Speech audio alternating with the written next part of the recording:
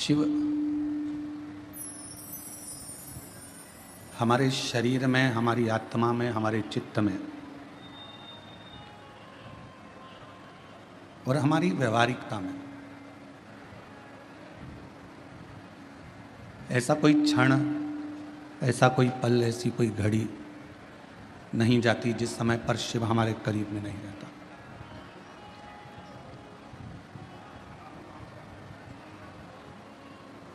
आज भगवान श्री जगन्नाथ जी की रथ यात्रा है और जगन्नाथ स्वामी की रथ यात्रा ये हमको प्रेरणा देती है कि भगवान अपने भक्तों के लिए अपना मंदिर छोड़कर बाहर निकलकर उनका दुख हरने के लिए आ जाते हैं।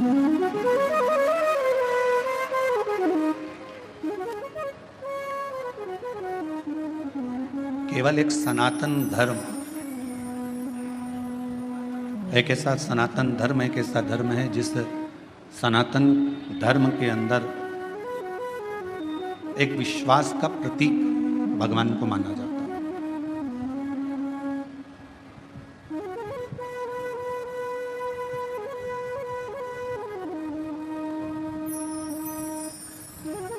और वो विश्वास, वो भरोसा, वो दृढ़ता हर एक जीव में होना चाहिए।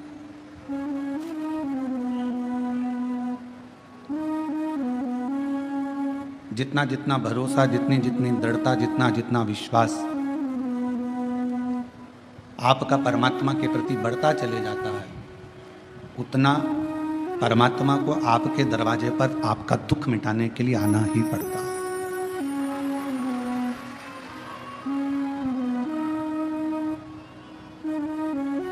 और ये विश्वास, ये भरोसा पीछे के बाद, ये विश्वास, ये भरोसा, ये दृढ़ता आपको परमात्मा के करीब में लेकर जाती है, भगवान के पास, उसके करीब तक ले जाने का कार्य आपका विश्वास करता है। पर कई बार देखा जाता है कि वो भरोसा, वो विश्वास कुछ देर तो रहता है पर कुछ देर के बाद डिग जाता है।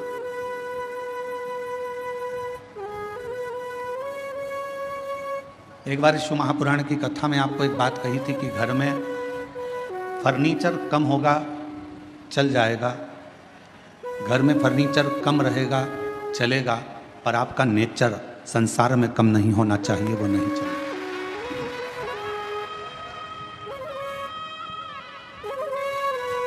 थोड़ा सोफा सेट कम होगा चलेगा, डिनर सेट कम होगा चलेगा, हाफ सेट कम होगा चलेगा, फुल सेट कम होगा चलेगा, पर आदमी अपसेट नहीं होना चाहिए। मालूम पड़े कि उसकी जिंदगी में वो अपने धन है, वैभव है, संपदा है, सत्ता है, सब कुछ है और व्यक्ति अपसेट है, तो क्या करोगे उस धन का, उस दौलत का, इस संपदा का, उस सत्ता का कि जिसमें व्यक्ति का माइंड ही सेट नहीं, मन ही सेट नहीं।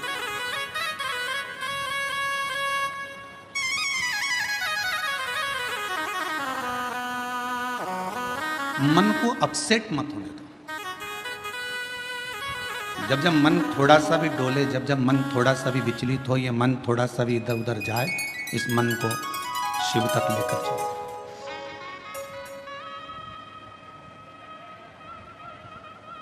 और जब यह मन शंकर तक पहुंच जाएगा कि मैंने तेरे ही भरोसे बाबा, तेरे ही भरोसे हवा उड़ती जावागी बाबा डोर हटो छड़ी नाम कटी जावागी। भोले मैं तेरी पतन शंभु, मैं तेरी पतन हवा उड़ती जावागी बाबा डोर हटो छड़ी नाम कटी जावागी। भोले मैं तेरी पतन शंभु मैं तेरी पतन। अगर मन स्थिर नहीं है, मन सेट नहीं है, तो फिर परमात्मा भी करीब में नहीं है। 5 कर्मेंद्री, 5 ज्ञानेंद्री, ये 10 जो इंद्रियां हैं, ये कैसे भी संयम में आ सकती हैं। 5 कर्मेंद्री को भी संयम में लिया जा सकता है, 5 ज्ञानेंद्री को भी संयम में लिया जा सकता है। 10 इंद्रियों को संयम में लेना सरल है, पर 11वें नंबर की जो इंद्री है मन, इसको संयम में लेना कठिन है। ये 11वें नंबर की जो इंद्री है, ये संयम में नहीं रह पाती। इतनी विचलित। आप आए हो कथा सुनने के लिए, बहुत दूर दूर से आए हो। हम जब आ रहे थे तो हमने देखा कि जितनी भी रोड है और जितनी भी कॉलोनियां हैं, आप लोगों की गाड़ियों से भरी पड़ी हुई है। लाखों की संख्या में आप यहाँ पहुँचे हो। पंडालों में पांव रखने की जगह नहीं है। आज कथा का दूसरा दिवस, ये स्थिति है, तो 7 दिन में क्या होगा ये तो भोलेनाथ जी ही जाने।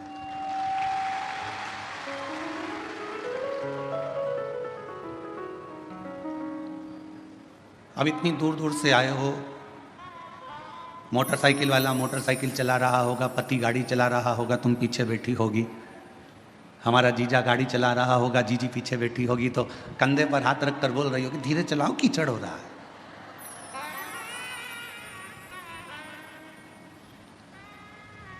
देखो देखो, सामने से वो स्पीड ब्रेकर आया है, थोड़ा धीमा कर लो। पति बोला, 15 साल से मैं गाड़ी चला रहा हूं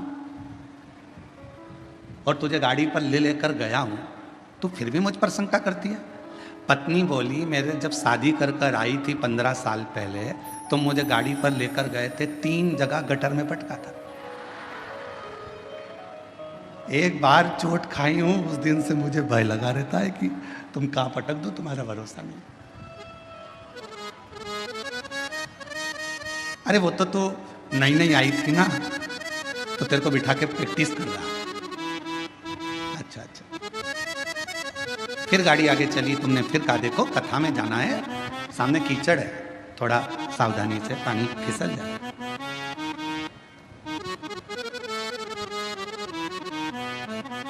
ड्राइवर गाड़ी चला रहा है, तुम बाजू में बैठी हो और फिर कह रही हो, ए भाई थोड़ा होले होले चला।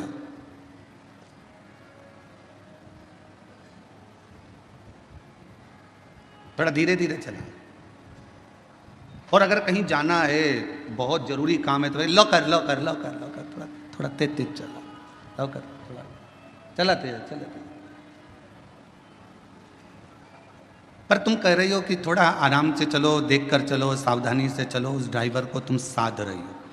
पति गाड़ी चला रहा है तो तुम बार बार बोल रही हो थोड़ा धीमे चलाओ, साध रही हो। शिव पुराण यही कहती है, 5 कर्मेंद्री, 5 ज्ञानेंद्री ये संयम में हो सकती है, पर ये मन रूपी जो इंद्री है ना, इसको हर आधे या 1 घंटे में बोलना पड़ता है, थोड़ा संयम में रहे। कथा में बैठे हो, मन कोई निकल कर गया, तुम्हारा मन फिर वहाँ चले जाएगा। किसी ने उधर से आवाज़ लगाई, तुम उधर देखने लगोगे। कोई चिल्लाया, तुमने उधर देखा। किसी ने कुछ बोला, तुमने उधर देखा। मन को फिर खींचा, कथा में लग जा, आराम से, ध्यान से। गाड़ी वाले को जैसे बार बार बोलती हो, वैसे अपने मन को भी थोड़ा संयम करने का प्रयास करो। 3 घंटे की कथा में, ये कथा में मन लग।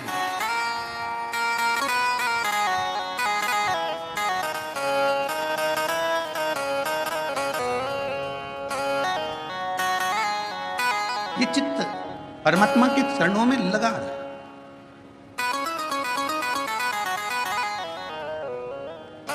कल एक बहन जी ने प्रश्न लिखकर भेजा था, पत्र हम लेकर नहीं आए। उसमें उन्होंने एक पत्र में प्रश्न किया था कि सावन में जो सोमवार होते हैं, सावन में जो शिवरात्रि आती है, आप 12 महीने की शिवरात्रि पर ऑनलाइन पूजन नहीं कराते, केवल श्रावण महीने की शिवरात्रि पर ऑनलाइन पूजन कराते हो।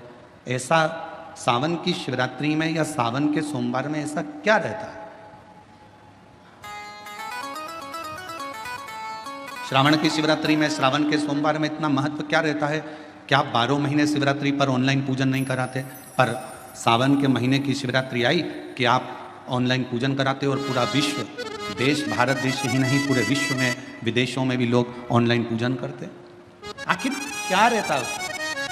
मेरा मेरी जीजी से, मेरी बहन से निवेदन है, तुम दुनिया के साल भर में कितने भी व्रत कर लो, तुम कितने भी उपवास कर लो, तुम कितनी भी पूजन कर लो, तुम कितना भी अनुष्ठान कर लो, सारे व्रतों पर, सारे अनुष्ठानों पर, सारी पूजन पर सावन के महीने के जो सोमवार होते हैं, जो शिवरात्रि होती है, जो प्रदोष होती है, ये पूरे साल के व्रतों पर प्रबलता प्रदान करते हैं, बल देते रहते हैं।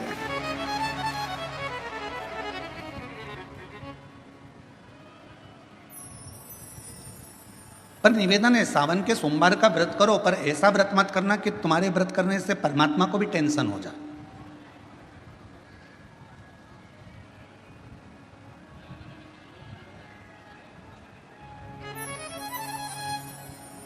कई माताएं व्रत कर लेती हैं, मेरा सावन का महीने में व्रत है, पूरा 1 महीना व्रत करूंगी, 1 लौंग खाऊंगी, 1 गिलास दूध लूंगी, इसके सिवाय कुछ नहीं लूंगी, 1 फल खाऊंगी, इसके सिवाय कुछ नहीं। बहू बेचारी बोल रही, मम्मी शुगर ऊपर नीचे हो जाएगी, तुम्हारा बीपी ऊंचा नीचा हो जाएगा, तुम तो खाओ पियो। अब आपको पूरे महीने भगवान शंकर की आराधना भी करना है, पूजन भी करना है, अर्चना भी करना है, जाप भी करना है, कथा भी सुनना है, मंदिर भी जाना है, और मालूम पड़ा ऊपर से तुम बीमार पड़ गए। बीमार पड़ गए तो क्या मंदिर जा पाओगे? जम के तो बोलो, नहीं। आराधना कर पाओगे? बैठ कर भजन कर पाओगे? कथा सुन पाओगे? नहीं। इसलिए व्रत ऐसा करना जिस व्रत में तुमको भी टेंशन नहीं, तुम्हारे परिवार को भी टेंशन नहीं, और भगवान शंकर को भी टेंशन नहीं, किसी को चिंता नहीं, तुम्हारे व्रत करने से किसी को परेशानी नहीं। मालूम पड़े तुम भोजन का त्याग कर दो, इसका त्याग कर दो, उसका त्याग कर दो, सब चीज़ों का त्याग कर दो और बीमार पड़ जाओ, तो शिव महापुराण की कथा कहती है ऐसा ऐसा तप, ऐसी साधना किसी का नहीं। तुमरुका जी जब कथा कहने के लिए बैठे, चंचुला देवी ने तुमरुका जी से एक प्रश्न किया कि कथा सुनने का नियम क्या है? गीता प्रेस गोरखपुर की शिव महापुराण की कथा लेकर आना, उसमें पढ़ना शिव महापुराण कथा महत्तम। कथा को सुनने का नियम क्या है, यह भागवत में भी पूछा गया। परीक्षित ने सुखदेव जी महाराज से पूछा था कथा सुनने का नियम क्या है। शिव पुराण में चंचुला देवी तुमरुका जी से पूछ रही हैं कि कथा सुनने का नियम क्या, क्या नियम है कथा सुनने का? तो कहा एक समय फलहार करो, शिव महापुराण की कथा को श्रवण करो, भागवत कथा को सुनो। इतना ना बने, एक समय फलहार करो, दूसरे समय भोजन करो, पर शिव महापुराण की कथा को जरूर सुनो।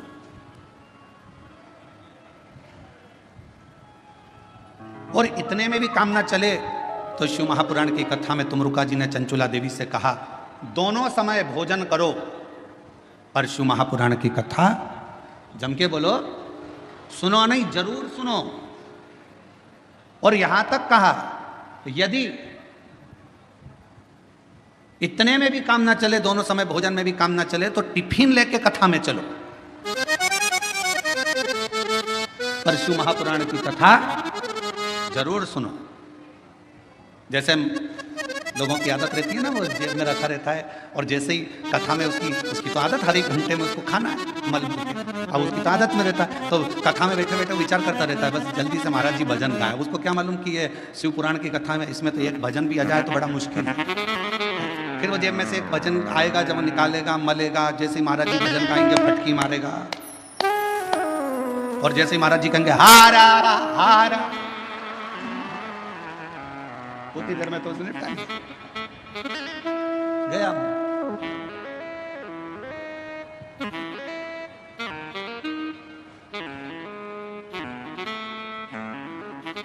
और दवा दुबू के इतनी शांति से बैठा, पड़ोसन को भी लग रहा है कितना अच्छा व्यक्ति है, आवाज तक नहीं आ रही है, उसको क्या मालूम मुंह में फंसा पड़ा है आवाज। अब ये तो शंकर जी जाने और वो जाने। उसकी पत्नी जानती थी तो उसने तुरंत कह दिया, खा लिया। झूठ बोल रहे, खाओ मेरी कसम। कथा चली रही और दोनों एक दूसरे की कसम खा रहे, खाओ मेरी कसम।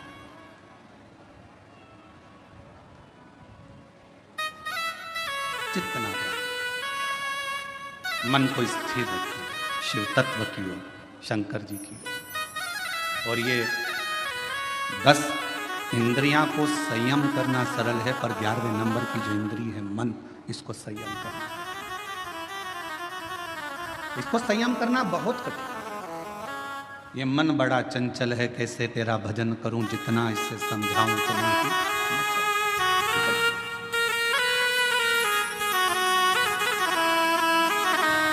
भोले तेरे चरणों की शंभो तेरे चरणों की, घर जोने जो मिल जाए बाबा तेरे चरणों की, घर जोने जो मिल जाए सच कहता हूँ, सच कहता हूँ, तकदीर बदल जाए बाबा तेरे चरणों की, शंभो तेरे चरणों की। इस मन को संयमित करना ये दुनिया का सबसे कठिन, बहुत।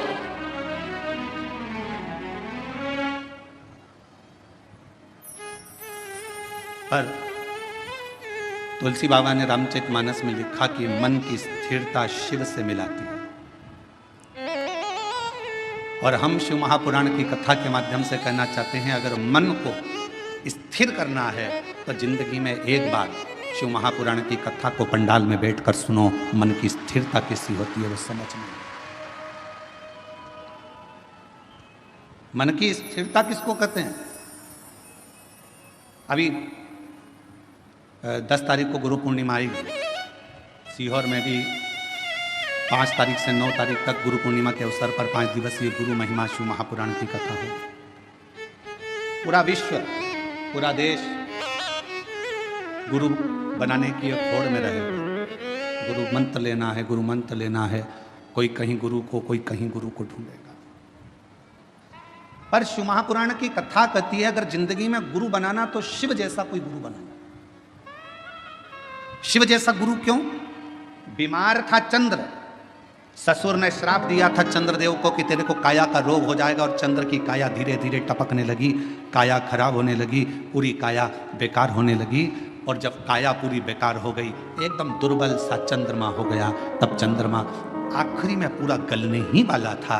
तब भगवान शंकर की आराधना करी, चंद्र को शिव जी ने अपने मस्तक पर धारण कर लिया, अपने पास में रख लिया।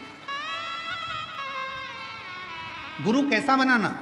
शंकर जैसा कोई गुरु मिले जो ये ना देखे कि आप धनपति हो, करोड़पति हो कि रोड़पति हो, आप गरीब हो कि अमीर हो, आप ब्राह्मण हो, क्षत्रिय हो, वैश्य हो कि शूद्र हो। गुरु की दृष्टि में यह नहीं होना चाहिए। गुरु की दृष्टि में यह नहीं देखा जाता कि आप ब्राह्मण हो कि क्षत्रिय हो कि वैश्य हो कि शूद्र हो।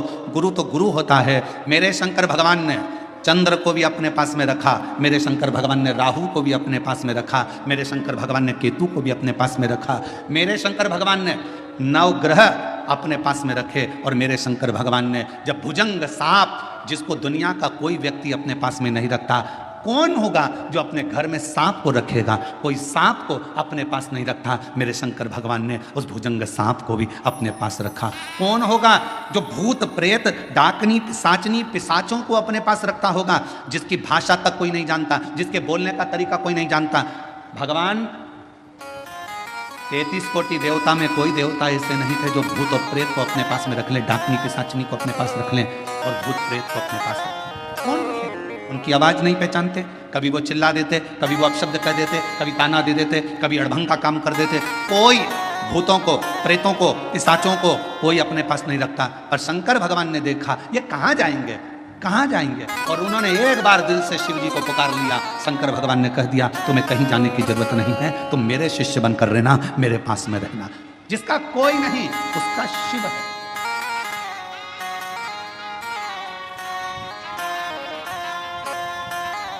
इसलिए पूरी दुनिया में केवल विश्व का एक ही नाथ है और उसका नाम विश्व, जम के बोलो, विश्वनाथ है।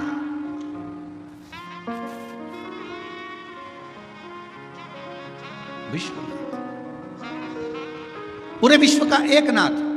कोई भूखा ना रहे, कोई प्यासा ना रहे, सबका पेट भरा रहे, कोई खाली पेट ना सोए, यह विश्वनाथ का कार्य है। कोई भूखा नहीं। और शंभु शरणे पड़ी मांगो हरि रे हरि दुख काटो दया करी दर्शन आपो शंभु शरण पड़ी मांगो घड़ी रे घड़ी दुख काटो दया करी दर्शन आपो। पंढरपुर कौन कौन गया? हाथ उठाओ जरा। सब गए हो? हम भी गए। ठीक है। एक बार भगवान श्री हरि विट्ठल से पांडुरंगा श्री हरि विट्ठल से संत तुकाराम जी ने पूछा,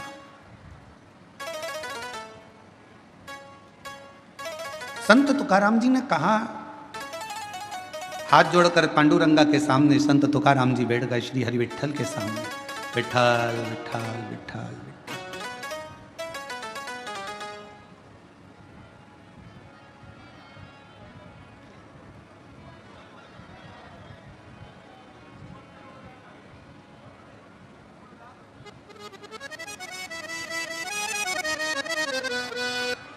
तुकाराम जी सामने, क्या बात है? सबने पूछा तुकाराम जी से, तुम विट्ठल विट्ठल विट्ठल विट्ठल बज रहे हो, क्या आपको अपने घर नहीं जाना? क्या आपको अपने घर नहीं जाना?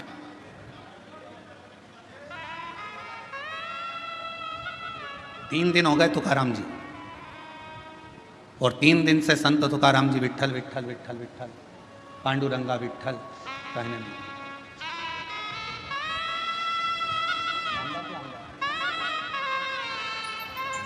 हमारे बीच में माननीय नामदार श्री संजय जी शिर साहब यहाँ पधारे हैं, सामाजिक न्याय विभाग मंत्री महोदय, महाराष्ट्र राज्य शासन के। और हमारे बीच में ही माननीय श्री प्रशांत जी बाफना जी, उद्योगपति बेंगलोर से यहाँ पर विराजमान हैं। माननीय श्री राजेंद्र जी धनान जी, जिला प्रमुख शिवसेना, यहाँ विराजमान हैं। एक बार जोरदार ताली बजाकर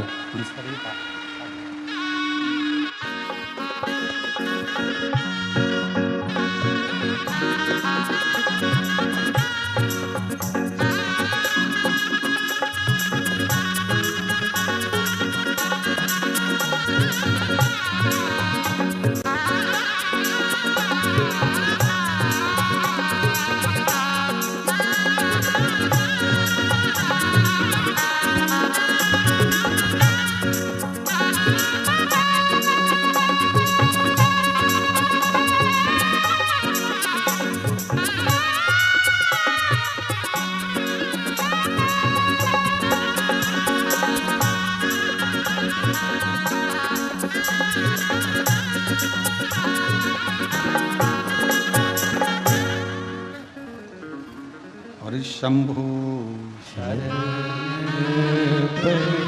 मांगो घड़ी रे घड़ी दुख काटो दया करी दर्शन आपो शंभो शरण पड़ी मांगो घड़ी रे घड़ी दुख काटो दया करी दर्शन आपो। शिव कथा कर रहे हैं, भगवान शंकर का चरित्र का। संत तुकाराम जी 3 दिन से लगातार विठ्ठल विठ्ठल माजा विठ्ठल माजा विठ्ठल विठ्ठल।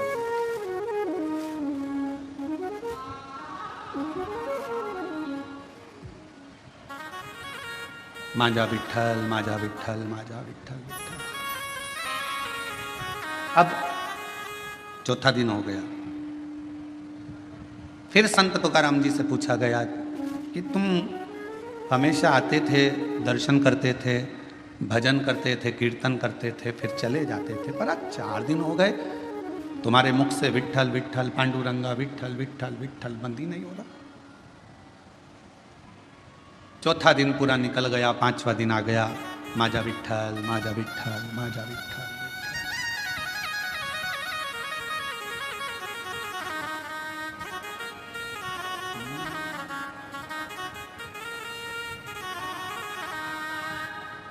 माजा विठ्ठल विठ्ठल विठ्ठला माजा विठ्ठल विठ्ठल विठ्ठला। 4 दिन निकल गए, 5वां दिन आ गया। अब कोई पूछने के लिए नहीं आया। अब संत तुकाराम जी से पूछने के लिए स्वयं हरि विठ्ठल मंदिर छोड़कर बाहर आ गए चौक में।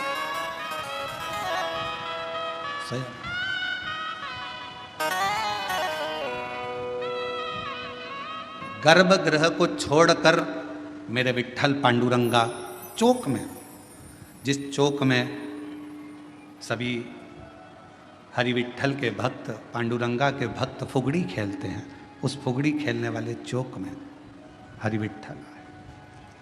तुकाराम जी को देखा, तुकाराम जी को देखकर पूछा।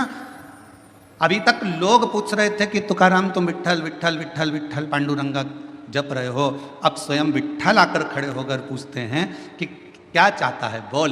तुकाराम जी ने कहा मुझे इतना सा पूछना है कि भगवान देवाधिदेव महादेव जब आपसे मिलने के लिए आए तो आपने शंकर भगवान को अपने सिर पर बिठाया, क्यों बिठाया, बस इतना सा पूछना है। हरि विठ्ठल ने कहा शिव को मैंने अपने सिर पर इसलिए बिठाया क्योंकि उन्होंने कामदेव को भस्म कर दिया था और अहंकार का त्याग कर दिया था, वो मेरे सिर पर। ना काम है ना अहम है, ना काम है ना अहम है।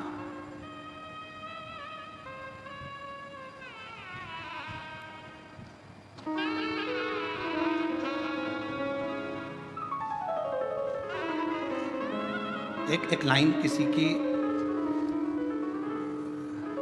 काव्य की सुनी थी, जो खानदानी रईस हैं वो मिजाज रखते हैं नर्म अपना।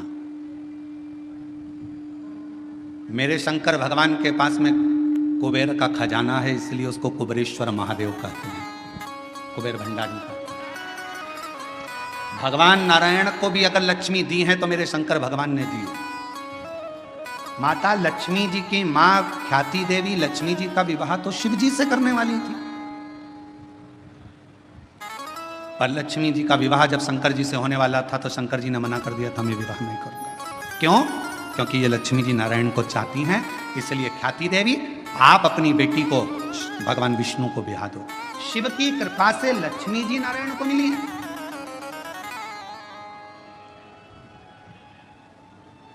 और माता लक्ष्मी को भी अगर वैभव दिया है तो मेरे शंकर भगवान ने दिया।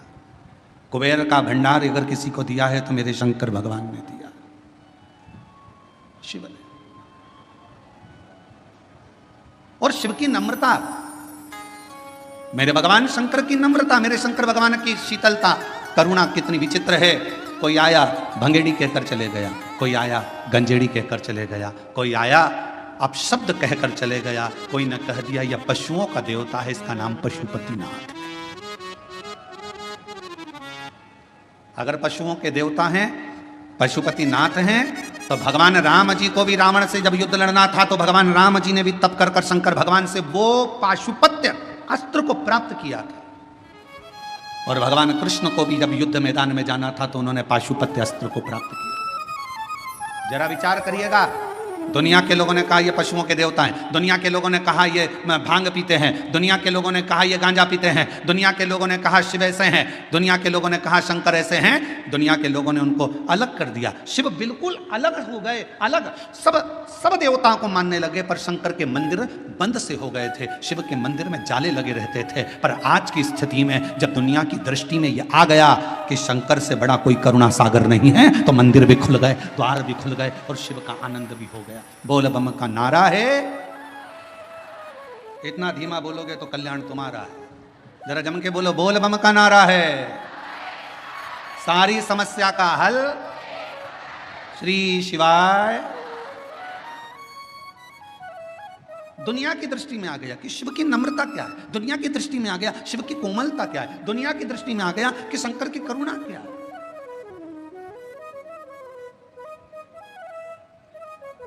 और ये सबको मालूम है, जो शंकर को जल चढ़ाता है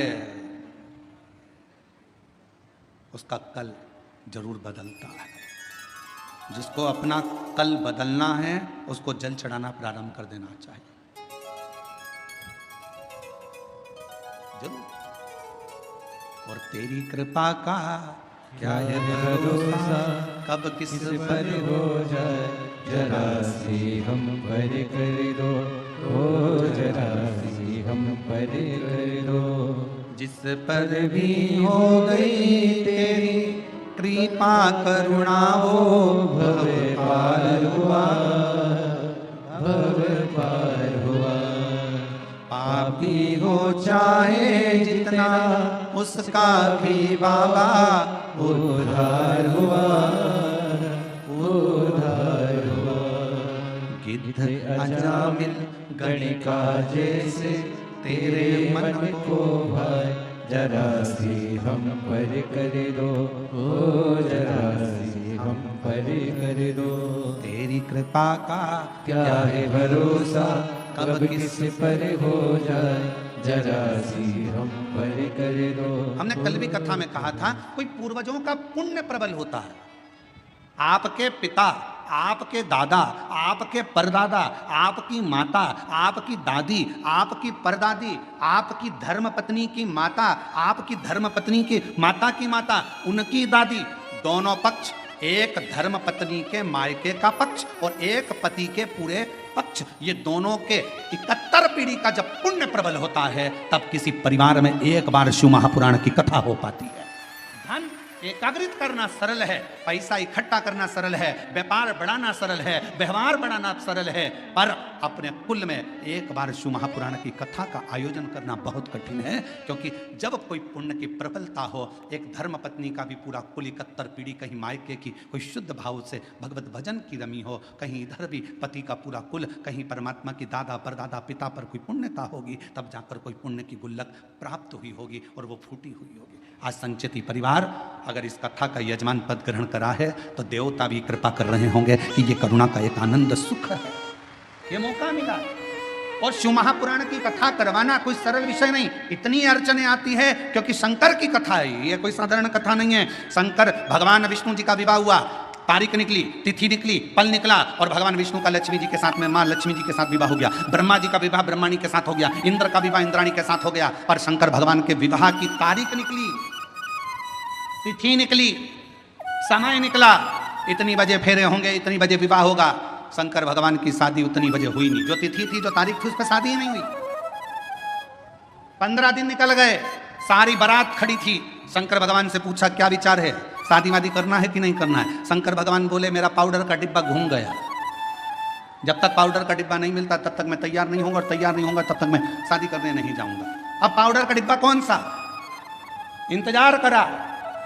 20 दिन के बाद आवाज आई, राम नाम सत्य है, राम नाम सत्य है। शंकर भगवान कहने लगे तैयारी कर लो बारात ले जाने की, मेरा पाउडर का डिब्बा आ गया, पाउडर का डिब्बा। और जो मुर्दा आया, जला, भस्म तैयार हुई, शिव जी ने धारण करी, नंदी पर सवार होने लगे। नंदी पर बैठे 33 कोटि देवता नगाड़े बजा रहे, दुमदुमियां बजा रहे, भगवान शंकर नंदी पर बैठे। नंदी पर भी बैठे तो उल्टे, नंदी का मुंह इधर था, शंकर जी का मुंह उधर था। इंद्र ने जाकर ब्रह्मा जी से कहा ऐसी कोई बारात अच्छी लगेगी।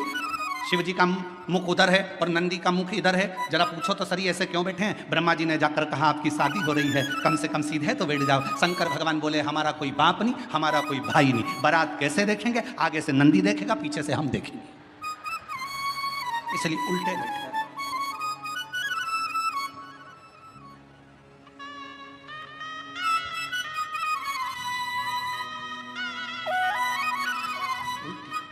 बारात थोड़ी सी दूर चली और बारात थोड़ी सी दूर चलने पर जब शिव जी की बारात थोड़ी दूर पर चली, चलने के बाद में शंकर भगवान ने देखा मेरा एक गण साइड में पेड़ के ऊपर उल्टा टंगा हुआ है, मेरा भूत प्रेत उल्टा टंगा है। शिव जी ने उसको देखा, पूछा तू नहीं आया? उसने मुंडी हिला दी, टंगे टंगे उल्टा मुंह टंगे टंगे बोला मैं कैसे आऊँ, मेरे को किसी ने बुलाया नहीं, आऊँगा तो भगा देंगे। शंकर भगवान बोले चिंता मत करो, मैं बुलाता हूँ। शिव जी ने डमरू खड़काया, देवताओं ने आकर कहा तुम्हारी शादी हो रही है, बैंड बाजे हम बजा तो रहे हैं, तुम्हें बजाने की जरूरत क्या है? शंकर भगवान बोले शादी मेरी तो बाजे भी मैं ही बजाऊंगा।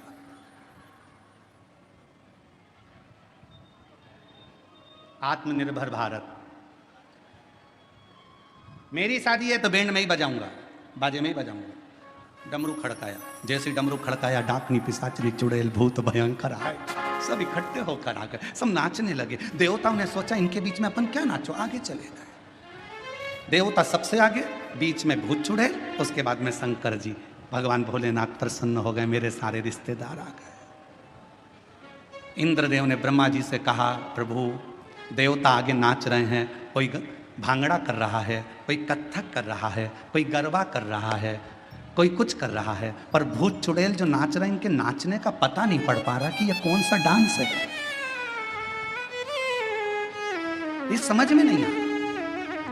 इतने में ब्रह्मा जी ने इंद्र से कहा जो देवता नाच रहे वो भांगड़ा कत्थक गरबा ये सब समझ में तो आ रहा है ना? हाँ, पर ये भूत चुड़ैल समझ में नहीं आ रहा है, क्या नाच रहे हैं? ब्रह्मा जी ने कहा जो भूत चुड़ैल शंकर जी की शादी में नाचे इसी को लोग कलयुग में डिस्को कहेंगे, इसी को लोग कलयुग में डिस्को। ऐसा लगेगा जैसे ततैया खा गया, मेरा नाम चिंचिंचू, अब लग जाए ततैया खा ऊपर से। और डांस का पता ही नहीं चलता, लोग ऐसे डांस करते हैं जैसे खुजाल हो गई शरीर में, खुजाल समझे क्या?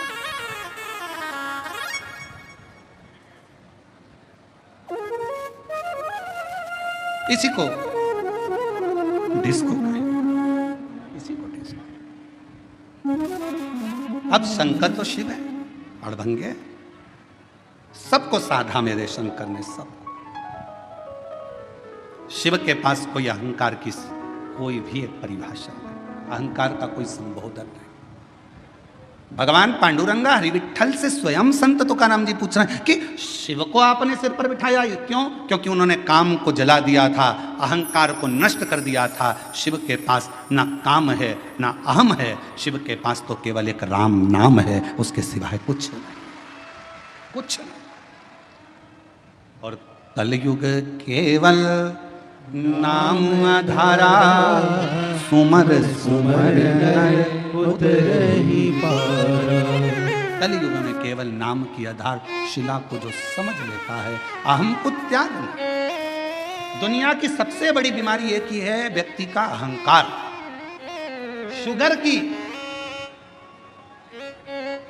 दवाई बाजार में मिल सकती है, बीपी की दवाई बाजार में मिल सकती है, कमर दुखे तो दवाई बाजार में मिल सकती है, आंख दुखे तो दवाई बाजार में मिल सके, कान दुखे तो दवाई मिल सके, पर अहंकार की दवाई बाजार में नहीं मिलती है। अहंकार को समाप्त करने की दवा मेरे शंकर भगवान के पास है।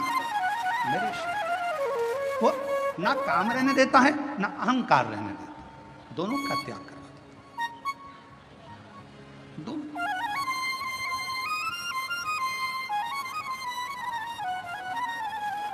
तुम जाकर देखो, राम जी के मंदिर में जाओगे तो तुम्हारे लिए आसन बिछाया जाएगा, कृष्ण भगवान के मंदिर में जाओगे तो तुम्हारा आसन भी बिछेगा, सर्वश्रेष्ठता रहे। पर शंकर जी के मंदिर में इतनी भी जगह नहीं रहती कि आसन बिछाया जाए, जमीन पूरी गीली, चारों तरफ गीला गीला। कोई इधर से आया लोटा ढोल गया पानी का, कोई उधर से आया तो पानी शंकर जी को चढ़ाना था, तेर पे चढ़ाकर चले गया।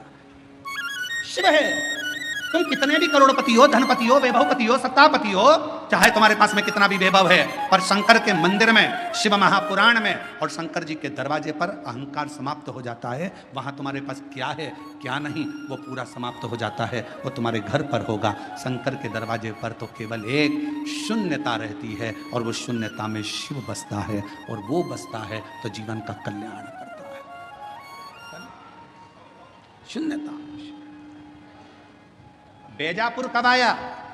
छत्रपति संभाजी नगर से चले गाड़ी को लेकर, आगे आया 70 किलोमीटर दूर बेजापुर, और आगे बढ़े 60 किलोमीटर,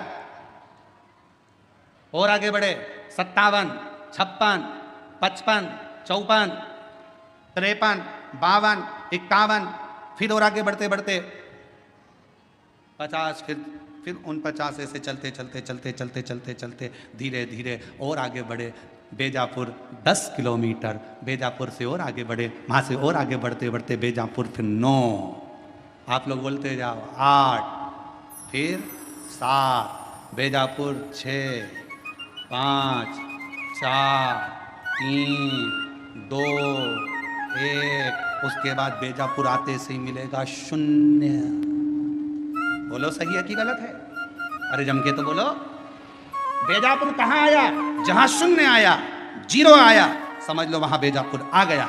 छत्रपति संभाजी नगर यहां से जा रहे हो, चलते चलते 70 किलोमीटर से बढ़ते बढ़ते 10 किलोमीटर पे पहुंचे, 10 से 9, 8, 7, 6, 5, 4, 3, 2, 1 और बाद में शून्य आ गया। छत्रपति संभाजी नगर आ गया। पुणे गए, चलते चलते शून्य आ गया। बेंगलोर गए, चलते चलते शून्य आ गया। मुंबई गए, चलते चलते शून्य आ गया, तो मुंबई आ गया, पुणे आ गया। शून्य पर स्थान नियुक्त है। उसी तरह जब तुम्हारे भीतर एक शून्यता, ये कुछ भी मेरा नहीं है शिव शंकर सब तेरा है, जब एक शून्यता आकर खड़ी हो जाएगी, समझ लेना तुम शिव के दरवाजे पर आ गए और शिव तुम्हारे हृदय में आकर विराजमान हो गया। शून्य है।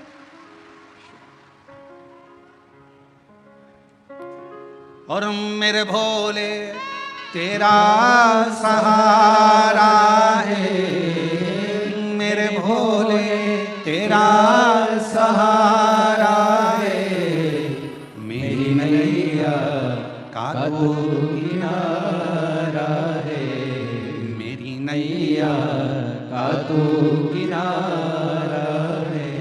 मेरे बाबा तुझे पुकारा है, मेरे बाबा तुझे पुकारा है, मेरी नैया का तो किनारा है, मेरी नैया का तो किनारा। उस शिव को समझने के लिए शून्यता की जरूरत पड़ती है।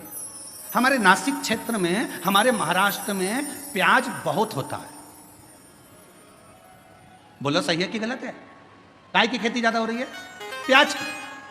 और हमने देखा जब हम लोग कथा करने के लिए जा रहे थे, शाहदा गए, नासिक गए और भी जगह, छत्रपति संभाजी नगर आए, जब आ रहे थे, जा रहे थे, तो हमने देखा वहाँ पर प्याज के बड़े बड़े, बहुत बड़े बड़े गोडाउन टाइप के बने, और उन प्याजों के लिए इतने सारे पंखे चल रहे थे।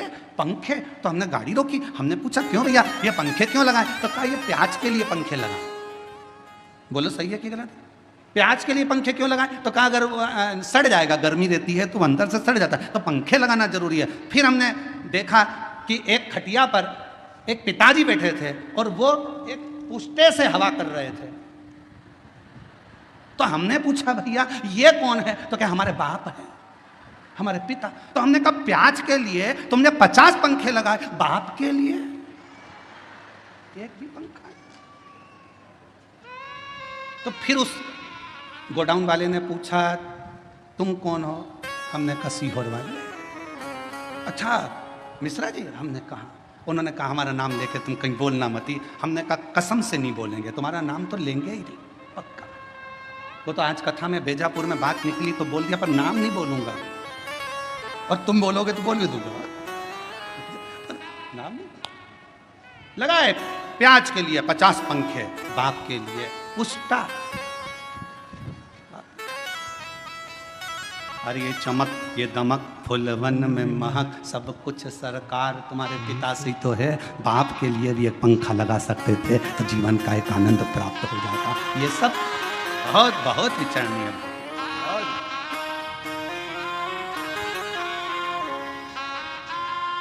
कभी मौका लगे तो हमारे सीहोर में आकर देखो, हमारे बाबा के धाम पर, कुबरेश्वर धाम पर, वृद्ध माताओं के लिए, बुजुर्गों के लिए, आम भक्तों के लिए जो वहाँ भोजन प्रसाद होता है, मेडिकल व्यवस्था होती है, चिकित्सा व्यवस्था होती है, बच्चों के लिए जिनके पास एजुकेशन का पैसा नहीं होता, उनके कॉलेज की फ़ीस, स्कूल की फ़ीस सब वहाँ से जमा होती है। बच्चों के पास जिनके पास किताबें कॉपियाँ नहीं होती, समिति उनको किताब कॉपी स्कूल की दिला देती है। उनकी ड्रेस नहीं होती तो ड्रेस दिला दे। कभी देखो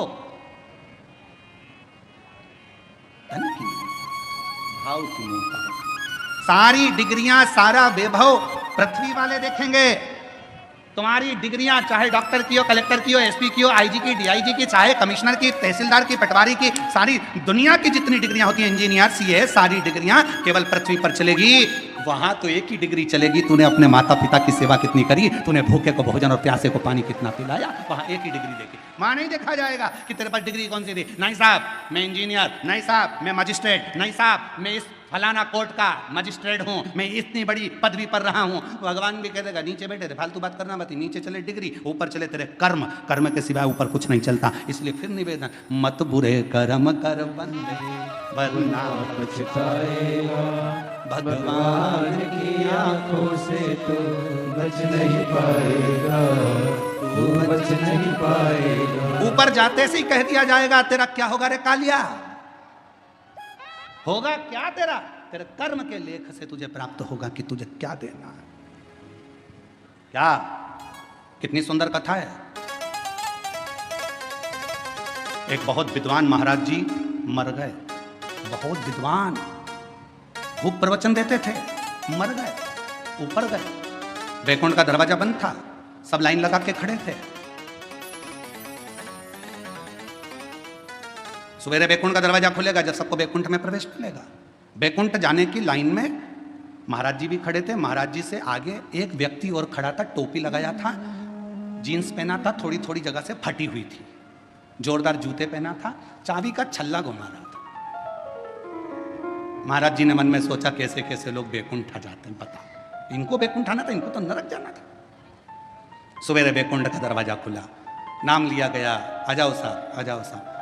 चाबी का छल्ला वाला व्यक्ति आया, तुम कौन, मेरा नाम ये है। अच्छा क्या करते थे, गाड़ी चलाता था, बस। अच्छा एक काम करो, वैकुंठ में वो सामने एक जो महल बना है उसमें चले जाओ, चांदी का सिंहासन है, सोने का पलंग है, डंलप के गद्दे हैं, अप्सराएं आएंगी, आपको भोजन कराएंगी, पंखा झेलेंगी, सोने की थाली में आपको भोजन करना है। वाह वाह वाह, धन्य, इतना सुंदर वैकुंठ। पंडित जी ने सोचा, प्रवचन देने वाले महाराज ने सोचा, जब एक ड्राइवर को इतना अच्छा रूम मिल सकता है तो मुझे तो, मैं प्रवचन देता हूँ। आओ, तुम कौन, मैं प्रवचन देता था। एक काम करो, वो सामने जो टूटा हुआ जो झोपड़ा है उसके अंदर चले जाओ, आटा रखा है, खुद की रोटी बनाना, खाना, सब्जी बोना, खाना। इतने में तो पंडित जी चिल्लाने लगे, मैं प्रवचन देने वाला, मैं कथा कहने वाला, इतना बड़ा महाराज, इतना बड़ा महाराज, और उस गाड़ी के ड्राइवर को तुमने एसी का रूम दिया और मुझे टूटा हुआ झोपड़ा। इतने में धर्मराज ने कहा, यहाँ पर न्याय चलता है। महाराज जी बोले, न्याय नहीं, यहाँ न्याय चलता है, पैसा चलता है, रिश्वत चलती है, तुमने उससे कुछ ले लिया होगा, यहाँ फालतू बात मत करो, यहाँ न्याय चलता है। तो न्याय कैसा, मैं इतना प्रवचन देने वाला, मुझे टूटे झोपड़े में भेज दिया, वो गाड़ी चलाने वाला, उसको एसी का रूम दे दिया, डंलप का गद्दा, चांदी का पलंग, सोने का सिंहासन, सोने की थाली में रोटी, ये कैसे हो सकता है। इतने में धर्मराज ने कहा, भाई यहाँ कर्म देखा जाता है। महाराज वो गाड़ी चलाता था, बस को चलाते चलाते बस इतनी तेज चलाता था कि अंदर जितने बैठे रहते थे सब हनुमान चालीसा पढ़ते थे। जय हनुमान के अनुगुण सागर, जय कपीसरी लोक उजागर, रामदूत अतुलित बल राम, अंजनी पुत्र पवन सुत रामा, महावीर विक्रम बजरंगी। कांपते, राम नाम लेते, भगवान को पुकारते। इसलिए वो मरा तो उसको एसी का रूम मिला। महाराज तुम प्रवचन देते थे तो लोग दीवार से टिक टिक के सोते थे, इसलिए उसको वैकुंठ में एसी का रूम और तुमको टूटा झोपड़ा मिला। इतना कर्म का लेख देख। इसलिए मेरी जीजियों मेरा ध्यान देना, तुम सो मत जाना, तुम सो गई तो सियोर वाला निपटा तो मालूम पड़े बेचारे को टूटा झोपड़ा मिले से तो काम। तुम जागती रहना, और बोलो तो बीच बीच में चिल्लाना चालू करता हूं, जागते रहो। अरे हम तो बाबा के भरोसे चलते हैं, हम तो बाबा के भरोसे चलते हैं।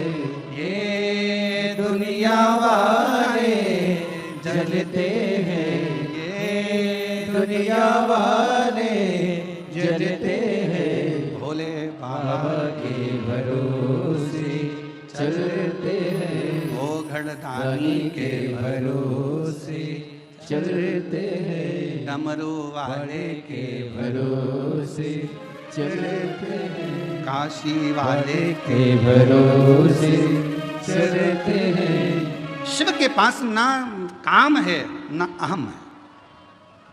काम भी दूर, अहम भी दूर। और जिसने काम का भी त्याग कर दिया, अहम का भी त्याग कर दिया, वहां मेरे हरि विठ्ठल उसको अपने शिव अपने सिर पर बिठा लेते हैं।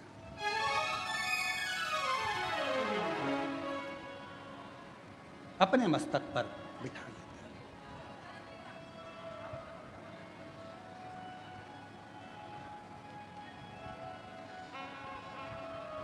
फिर कोई आडंबर, कोई दिखावा कुछ नहीं रहता, केवल शिव रहता है।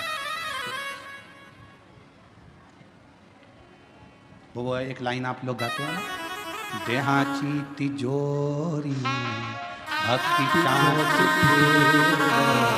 उघड़दारी देवाचा, उघड़दारी देवा, उघड़दारी देवाचा, उघड़दारी देवा। देहाची तिजोरी भक्ति चाँच देवा, उघड़दारी देवाचा, उघड़दारी देवा, उघड़दारी देवा, उघड़दारी देवा। अब ये शरीर जो मिला वो शिव के लिए ही तो मिला है, भजन के लिए ही तो मिला, सत्कर्म करने के लिए मिला।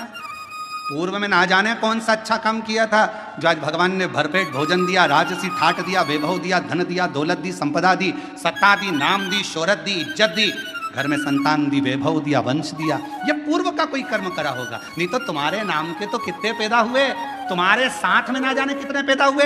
एक ही हॉस्पिटल में कितने बच्चे उसी तारीख को, उसी तिथि को, उसी पल में, उसी घड़ी में कितने पैदा होते हैं। क्या सब करोड़पति बन जाते? क्या सबका नाम चल जाता? नहीं, तुम्हारे पूर्व में तुमने कुछ अच्छा कर्म करा था तो आज बाबा ने दिया है, आज कर कर जाओगे फिर बाबा दे देगा, और फिर कर कर जाओगे फिर दे देगा। नहीं तो एक ही नाम के राम सिंह राम सिंह राम सिंह नाम के ढेर, भानु प्रताप भानु प्रताप भानु प्रताप ढेर।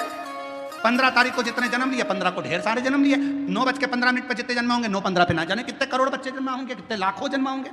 पर तुम्हारे ऊपर शिव की कृपा हुई है तो मतलब कहीं ना कहीं तुम्हारा पूर्व का कर्म अच्छा कहा।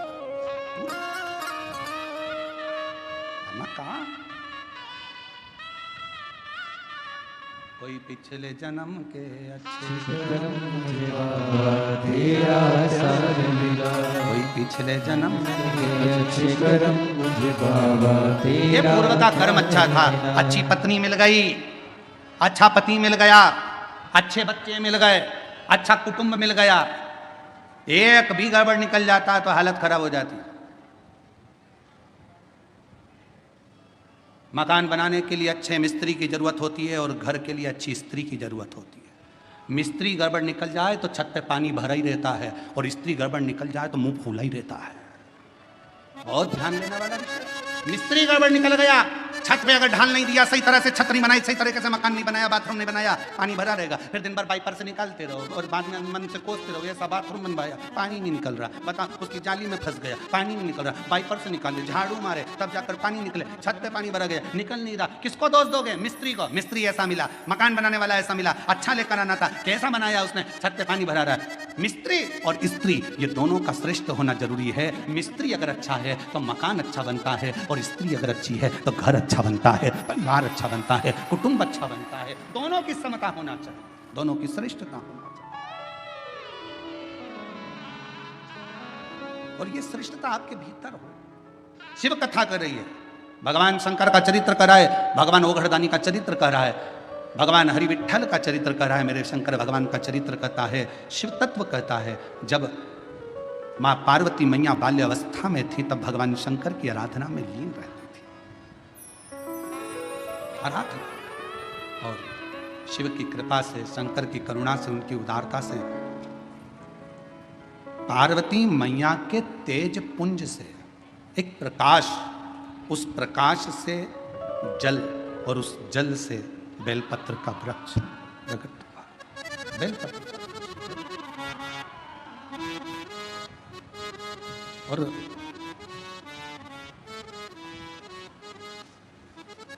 शिवजी के शरीर के, शिवजी के नेत्र अश्रु से, शरीर के भाग के जल से रुद्राक्ष का पेड़, रुद्राक्ष का पौधा होता है। और माँ जगत जननी दुर्गा भवानी, माँ आदि शक्ति माँ भवानी के शरीर के तेज प्रकाश जल से बेलपत्र का पौधा होता है। बेलपत्र का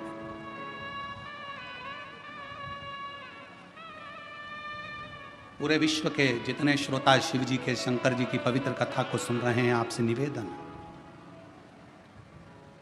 चातुर्मास के 4 महीने में एक नियम बनाओ।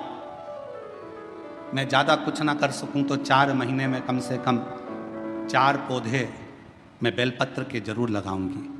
कहीं ना कहीं बेलपत्र का वृक्षारोपण जरूर करूंगी। क्यों?